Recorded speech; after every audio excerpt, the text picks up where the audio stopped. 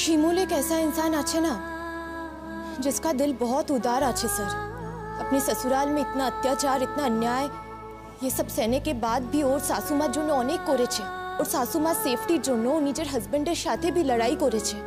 और ওর जो ननद আছে ना, स्पेशली एबल्ड चाइल्ड, वो शादी दिएছে खुद अपने हाथों से, जो अभी अच्छा खासा संसार করছে सर। ये पराग और पलाश तो ওর ননদের কোনো রেসপন্সিবিলিটি নেয়নি, उल्टा শিমুল के मारार চেষ্টা করেছে। और শিমুল इतना कुछ सहने के बाद भी ওখানে থেকে গেছে। हाँ, একটা শর্ত দিয়েছিল ওর হাজবেন্ডকে कि हर महीना ওর শাশুমার জন্য पैसा দিতে হবে। और पता है उस पैसे से ও কি করেছে? ও ওই पैसाগুলো ওর ননদের ট্রিটমেন্টের জন্য রেখেছে। हाँ, একটা সময় ছিল जब শিমুল और पराग अलग अलग থাকতো। और पराग इस प्रतीक्षा और पलाश के साथ मिलके और अगेंस्ट अनेक बदमाशी को, पर फिर भी शिमूल उस घर में थेके गए और ननद और सासू माँ को लेकर, और संसारेर हर काम में वो हेल्प करेছে। Thank you your honour. এই মুহূর্তে ওনাকে আমার আর কোনো প্রশ্ন নেই। Your witness.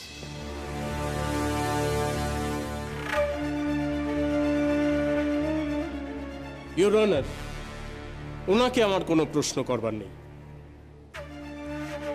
তবে ইউর অনার, আমার একটি কথা বলার আছে। আপনি তো শুনলেন একজন ছেলের মা কিভাবে রিয়্যাক্ট করলেন। যার পরিবারটা ধ্বংস হয়ে যায় তিনিই একমাত্র বুঝতে পারেন তার ক্ষতির পরিমাণটা কতটা। ইউর অনার, শিমুল ব্যানার্জি যে আজকে পরাগ ব্যানার্জির সঙ্গে সম্পর্ক রাখছে সেটা সম্পূর্ণ স্বার্থ প্রণোদিত। শিমুল ব্যানার্জি যদি চাকরিটা না পেত তাহলে পরাগ ব্যানার্জির দিকে সে ফিরেও তাকাতো না। আপনি যদি অনুমতি করেন আমি শিমুল ব্যানার্জির সাক্ষ্য গ্রহণ করতে চাই। আজ নয়, শিমুল ব্যানার্জির পরের দিন সাক্ষ্য নেওয়া হবে। কোর্টের কাজ আজ এই পর্যন্ত।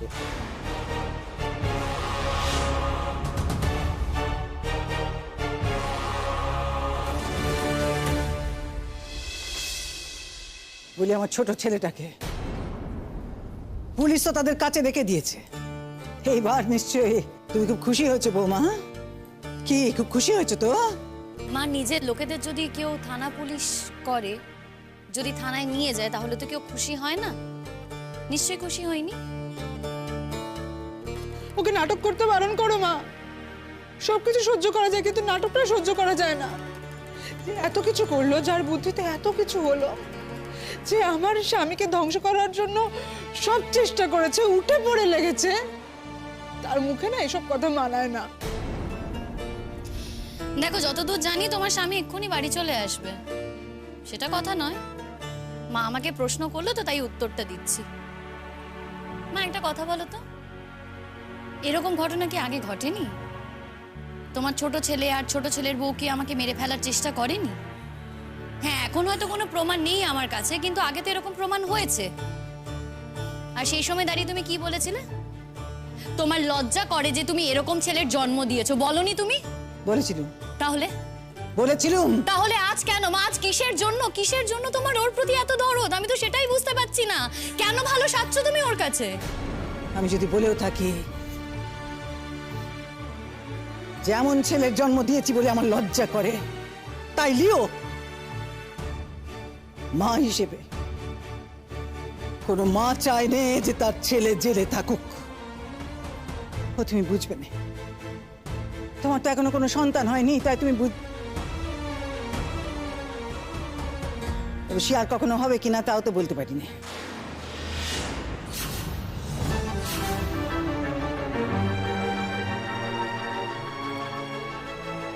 তুমি কথাটা আমাকে বললে। আজকে আমার সন্তান মানে কিন্তু তোমার ছেলেরও সন্তান, তোমার নাতি নাতনি। এত বড় কথা তুমি আমাকে বলতে পারলে। ছেড়ে দাও মা, ওর সাথে কেউ পেরে উঠবে না। এই পৃথিবীর, এই দুনিয়ায় ওর সাথে কেউ পেরে উঠবে না। আমিও সেটাই চাই প্রতীক্ষা। আমার সাথে যদি কোনো অন্যায় হয় আমি যেন একাই রুখে দাঁড়াতে পারি, আমার যেন কাউকে প্রয়োজন না হয়। তোমার মুখে ফুল চন্দন পড়ুক, আর আমি জানি এরকম দিন আসবে। তোমাদের যদি শুভকামনা থাকে এরকম দিন আমার ঠিক আসবে। টিস করছো তুমি আমাকে? মা দেখেছো এই মুহূর্তে দাঁড়িয়েও আমাকে টিজ করছে। টিজ করছে না প্রতিজ্ঞা, একদম টিজ করছি না, যেটা সত্যি সেটাই বলছি। সত্যি আমি স্বপ্ন দেখি জানো তো, যে আমি একদিন অন্যায়ের প্রতিবাদ করতে পারবো, কিন্তু সব অন্যায় তো সবসময় প্রতিবাদ করা যায় না। এমন অনেক কিছু ঘটেছে, এমন অনেক কিছু হয়েছে যেটা আমাকে নীরবে হজম করতে হয়েছে, কোনো প্রতিবাদই করতে পারিনি। তবু ভরসা করি যে একদিন আমি হয়তো সব অন্যায়ের প্রতিবাদ করতে পারবো। আর সেই ভরসা যদি না করি, আজকের দিনগুলো কি করে কাটাবো বলো তো? বোমা বলি হয়েছে, আমার মন মেজাজ আজ মোটে ভালো নেই। তোর এই ভাষণ টাষণগুলো আর শুনতে ইচ্ছে করছে না। ভাষণ আমি দিচ্ছি না মা, তোমরা কথা তুললে তাই কথাটা বললাম, না হলে বলতাম না। আমি তুললাম কি কথা? শোনো শোনো শোনো, আরেকখানা কথা আছে তোমার সাথে। বলি আমার ছেলের, মানে আমার বড় ছেলের, তার চিকিৎসার ব্যাপারে তুমি কি করছো? এই কথাটা বুঝি প্রতীক্ষা তোমার কানে দিয়েছে? কেন বলি, কেন অন্য কাউকে আমার কানে দিতে হবে কেন? আমি কি দেখতে পাই না? আমার চোখ নেই নাকি? তোমার চোখ আছে বুঝি, কিন্তু আমি তো আবার জানি যে চোখ থাকলেই সবার দৃষ্টি থাকে না, মাঝে মধ্যে দৃষ্টি উধাও হয়ে যায়। তোমারও তাই মা, মাঝে মধ্যে তোমার দৃষ্টি উধাও হয়ে যায়। যাক, তা আজ হঠাৎ তোমার ছেলের চিকিৎসা নিয়ে তুমি এত ব্যাকুল হয়ে উঠলে কেন? কেন হবো না? কেন হবো না? বলি আমার ছেলের চাকরিটা তুমি করছো, তাইলে তার চিকিৎসার জন্য আমি ব্যাকুল হবো না? এর জন্য কিন্তু তুমি কেস করতে পারো মা। এইবার বুঝলাম আসল কথাটা, আমার নামে কেস করতে চাইছো তাই তো? কিন্তু কোনো কিছুই খুঁজে পাচ্ছ না যে আমার নামে কেস করবে, সেই কারণে আমার শাশুড়ি মায়ের কানে ইন্ধন দিচ্ছ। কিন্তু মা, তোমার মনে রাখার কথা, আমি কিন্তু নিজে থেকে চাকরিটা করতে আসিনি, তোমার ছেলেই আমাকে ডেকে পাঠিয়েছিল, আর আমি চাকরিটা করতেও চাইনি। কিন্তু সেই সময় তুমি দাঁড়িয়ে আমার কাছে অনুনয় বিনয় করো এই চাকরিটা করার জন্য, এবং আমি এই কথা বলো যাতে আমি এই বাড়িতে পার্মানেন্টলি থাকি, তোমার ছেলের সেবা যত্ন করি। কিন্তু সেই সময় দাঁড়িয়ে আমি ভরসা করেছিলাম মা। ভুল করেছিলাম, ভুল করেছিলাম, ভুল করেছিলাম গো। আমার তখন বোঝা উচিত ছিল যে ভরসা করার মতন মেয়ে বোধহয় তুমি নও। নইলে এতদিন আজ পরাগ অসুস্থ হয়ে পড়ে আছে কতদিন, হ্যাঁ? কই তুমি তো এখন পর্যন্ত তাকে ডাক্তার টাক্তার দেখাও নি? না, দেখাইনি। কেন? কেন দেখাও নি? কেন দেখাও নি বলি? সত্যি তাহলে তুমি আমাদের ঠকিয়েছো না? না না না না না, আমার তো এই হেডমাস্টারের কাছে যাওয়া দরকার, আমার গিয়ে তাকে বলা দরকার যে আপনি এমন একটা মানুষকে আমার ছেলের চাকরিটা দিয়েছেন যে সে আমার সংসারটাকে ডুবিয়ে দিতে যাচ্ছে। আমার পরাগের টাকা সে রোজগার করছে, অথচ তারই চিকিৎসার জন্য সে টাকা খরচ করছে না। এ কেমন কথা? বলি কটা টাকা তুমি সংসারে দাও বলো দেখি? দাও না তো, কিন্তু টাকাটা তো তুমি আমাদের কারণেই রোজগার করতে পারছো, মানে আমার ছেলের কারণে, তাই নয় কি? তাইলে দাও না কেন? কেন দাও না? তুমি বলে দাও না মা, পরের মাস থেকে যেন পুরো টাকাটাই তোমার হাতেই দেয়। এরকম তো কোথাও কিছু লেখা নেই প্রতীক্ষা। কোথাও কি কিছু লিখেছিলাম? কোনো শর্ত ছিল? ভুল হয়ে গেছে গো, ভুল হয়ে গেছে। এই লেখাপড়া নেই বলেই তো বোধহয় তুমি আমাদেরকে এভাবে ঠকাতে পারছো না। তাই তো এখন বুঝতে পারলো, তুমি এইভাবে তোমার রূপ দেখাচ্ছ। এটা তুমি তো প্রায় বলেই দিচ্ছ যে তুমি দেবে না।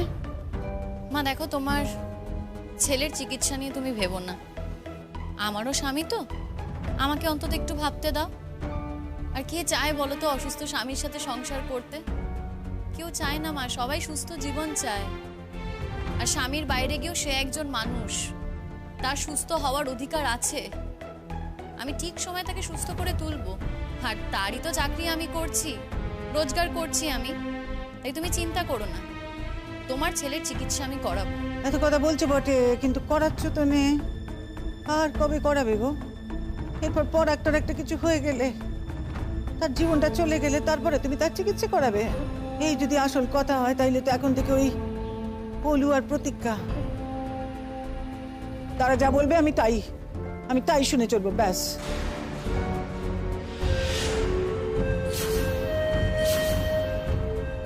তাই?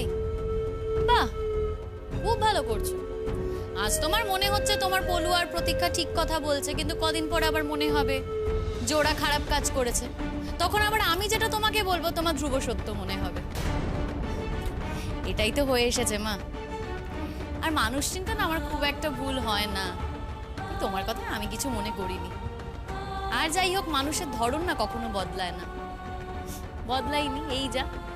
যাই হোক, আর কথা বাড়িয়ে লাভ নেই, আমি ওপরে যাচ্ছি। এই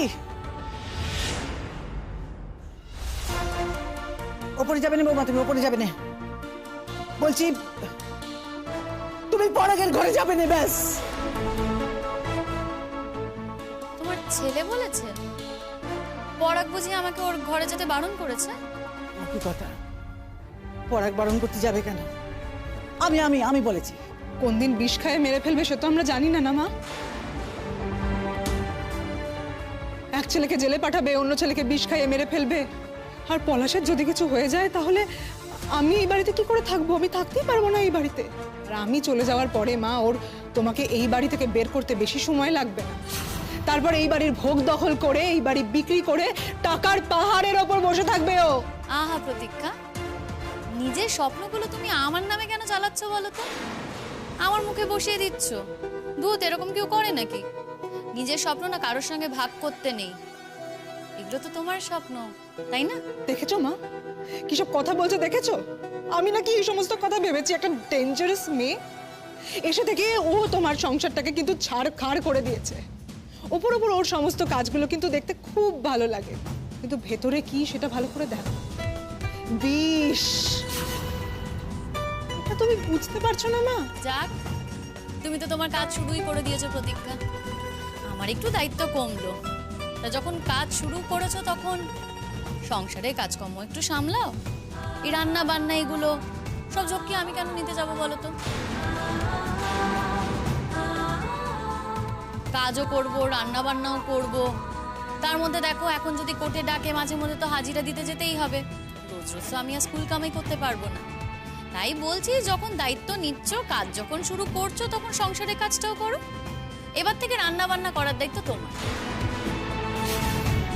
এই, তুমি কি আমাকে অর্ডার করছো? হ্যাঁ, অর্ডার করছি, অর্ডার করছি আমি তোমাকে। দেখো, তোমার স্বামী তো এখন কাজে যেতে পারবে না, কারণ পুলিশ বারবার করে বলে দিয়েছে তোমার স্বামী যেন কোথাও না যায়, বাড়িতেই যেন থাকে, কারণ যখন তখন তাকে ডেকে পাঠাবে। আর জমানো টাকা যদি তোমাদের থাকেও, সেটা তো তোমরা স্বীকার করবে না যে তোমাদের জমানো টাকা আছে। আর সেই নিয়ে আমি তর্কও করতে চাই না। এখন এই সংসার প্রতিপালন আমাকেই করতে হবে। তাহলে তুমি কি করবে? তুমি রান্নাঘর সামলাবে, সংসার সামলাবে, বাকি কাজগুলো করবে, করতে হবে তো তোমাকে, তাই না? হ্যাঁ, কাজকর্ম করেও সংসার সামলানো যায়, এতদিন আমি সেটাই করেছি, কিন্তু এখন আমার মনে হচ্ছে সেটার কোনো প্রয়োজন নেই। এখন আমি এগুলো কিছুই করব না। তাই এখন থেকে রান্না বান্নার দায়িত্ব তোমার। মা, মা দেখেছো কি বলছে?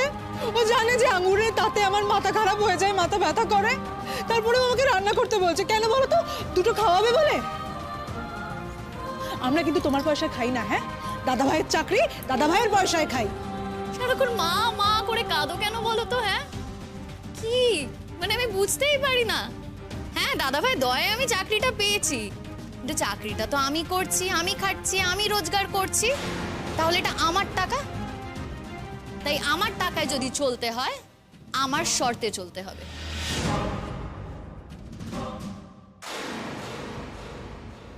আর আমার বেলায় বলে বলে বলো, বলি আমার বেলায় কি কি শর্ত গো বৌমা? হ্যাঁ, কি করতে হবে আমায়? আমায় বোধহয় এই ঘর বাড়ি ঝাঁট দিতে হবে, সব পরিষ্কার পরিচ্ছন্ন করে রাখতে হবে, আমায় বোধহয় তোমার সেবা করতে হবে, তবে দুটো ভাত পাবো, তাই তো?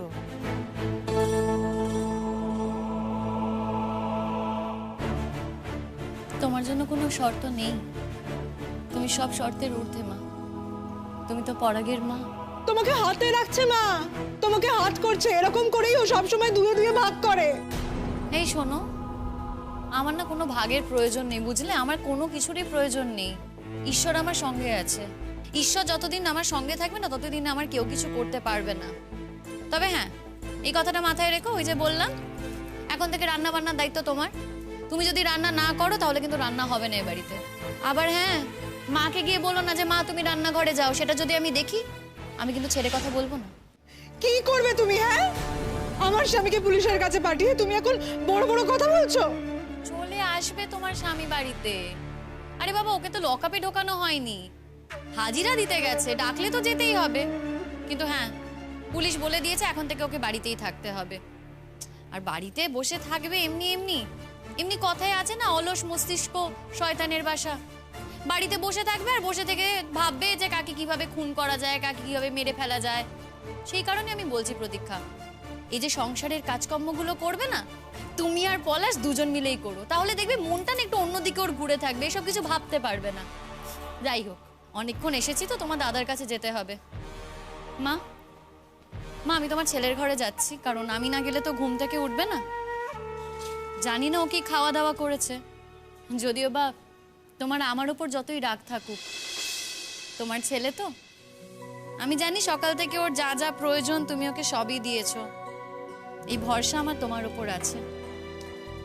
আর একটা কথা বলি, আমি কিন্তু কোনোদিনও প্রতীক্ষা আর পলাশকে ক্ষমা করতে পারবো না, ওরা ক্ষমার অযোগ্য।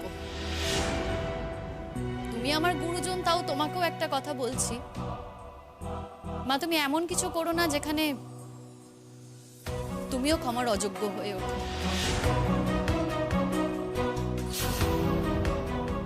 আমার সত্যি তোমাকে কথাটা বলতে খারাপ লাগছে, কিন্তু তবুও আমি তোমাকে বলছি, অনেকবার তো ভুল বদলেছো মা, একটু স্থির হও না, একটু ভালো করে ভাবনা চিন্তা করো, একবার ভেবে দেখো কার পক্ষে কি করা সম্ভব আর কার পক্ষে কি করা সম্ভব না, একবার ভেবে দেখো প্লিজ। তবে হ্যাঁ, যদি বারবার সবকিছুতে আমাকে দোষারোপ করো তাহলে ঠিক আছে, আমি তোমার সাথে কোনো যোগাযোগ রাখবো না। না না, তাতে তোমার খাওয়া দাওয়া কিছু আটকাবে না, তুমি সবটাই পেয়ে যাবে। তুমি তো পরাগের মা, তাই ওর মাইনের কিছুটা অংশ তোমার পাওনা থাকেই। কিন্তু জানো তো মা, টাকা পয়সায় কিন্তু সব না,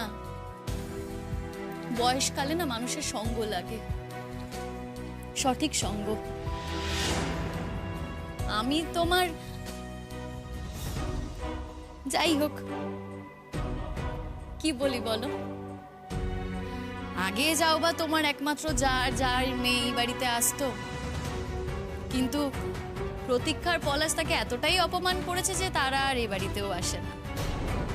এবার একটু ভেবে দেখো না, একটু তোমার মনের কথাটা শুনো, দেখো এবার তুমি কি করবে।